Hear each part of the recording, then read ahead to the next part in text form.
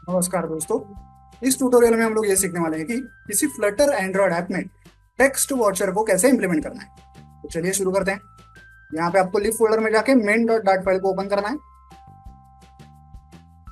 सबसे पहले यहाँ पे इंपोर्ट्स हैं। मेन फंक्शन के अंदर हम लोग एक ऐप क्रिएट करेंगे जिसका नाम है माई ऐप।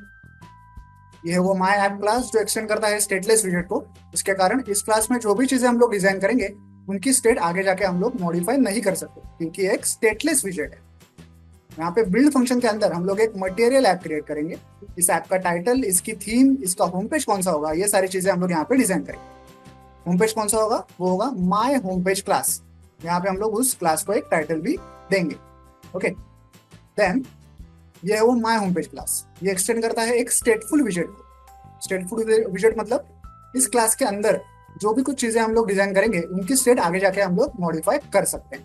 तो यहाँ पे हम लोग इस क्लास की एक स्टेट क्रिएट करेंगे जिसका नाम है underscore my home page state. ये है वो underscore my home page state class. यहाँ पे हम हमारा एक्चुअली सारा यूआई क्रिएट करेंगे। सबसे पहले यहाँ पे दो डेटा मेंबर्स हैं। एक है टेक्स्ट एडिटिंग कंट्रोलर, जिसका यूज करके हम लोग किसी टेक्स्ट फील्ड में से टेक्स्ट को या डेटा को एक्सेस कर सकते हैं।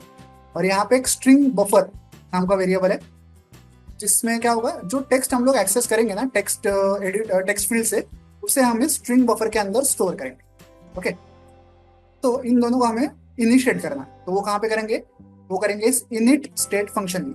जब भी ये क्लास क्रिएट किया जाएगा तो सबसे पहले इनिट स्टेट फंक्शन कॉल होता है। ओके, यहाँ पे हम लोग इन दोनों वेरिएबल्स को डिफाइन कर रहे हैं। ओके, इनिशिएट कर रहे हैं। और जब क्लास ये सारा ऐप जो है वो डिस्पोज हो जाएगा तो हम लोग इस डिस्पोज फंक्शन में आएंगे जहाँ पे हमारा जो कंट्रोलर है उसको हम लोग डिस्पोज करें। ओके, यहाँ पे इनिशिएट किया, यहाँ पे उसको खत्म किया। देन जब ये बिल्ड फंक्शन कॉल होता है यहाँ पे हम लोग हमारा सारा यूआई क्रिएट करेंगे। यहाँ पे सबसे पहले हम लोग स्कैफोल्ड विजेट का यूज करेंगे जो कि सारे यूआई का बेस होता है। सारा यूआई इसके ऊपर क्रिएट किया जाएगा। ओके, तो यहाँ पे दो एट्रीब्यूट्स हैं, एक है ऐप बार एट्रीब्यूट और एक है बॉडी एट्रीब्यूट। ओके, ऐप बार एट्रीब्यूट में हम लोग क्या कर रहे हैं, एक ऐप बार विजेट का यूज करके हमारे ऐप का टूल बार हम लोग क्रिएट कर रहे हैं। उसे कुछ बैकग्राउंड कलर देंगे और टाइटल देंगे। ओके, टूल बार क्रिएट हो गया। बॉडी एट्रीब्यूट में हम लोग क्या कर रहे हैं, एक सेंटर विजेट का यूज कर रहे हैं ताकि इसके अंदर जो भी चीजें हम लोग डिजाइन करने वाले हैं वो स्क्रीन के एकदम सेंटर में आ जाए। तो इसके अंदर क्या क्या चीजें हैं देखते हैं। बॉडी एट्रीब्यूट के अंदर सेंटर विजेट है और सेंटर विजेट के अंदर एक कंटेनर विजेट है। इसके अंदर क्या है देखते हैं।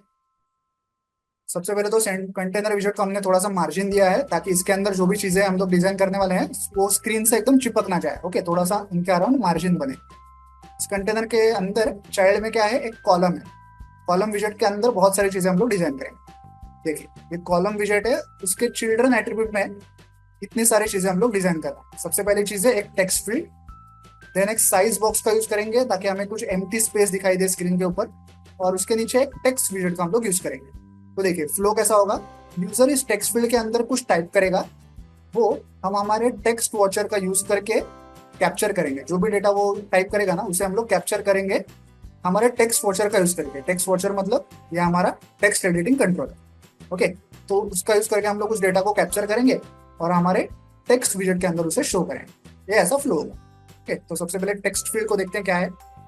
देखिए यहाँ पे टेक्स्ट फील्ड के अंदर हम लोग इनिशियली ऐसा डेटा दिखाएंगे। इस पे लिखा होगा एंटर नेम, यहाँ पे यूजर अपना टेक्स्ट टाइप कर सकता है। ओके, कंट्रोलर एट्रीब्यूट को हमने सेट किया है हमारे टेक्स्ट एडिटिंग कंट्रोलर से जो हमने ऊपर क्रिएट किया था।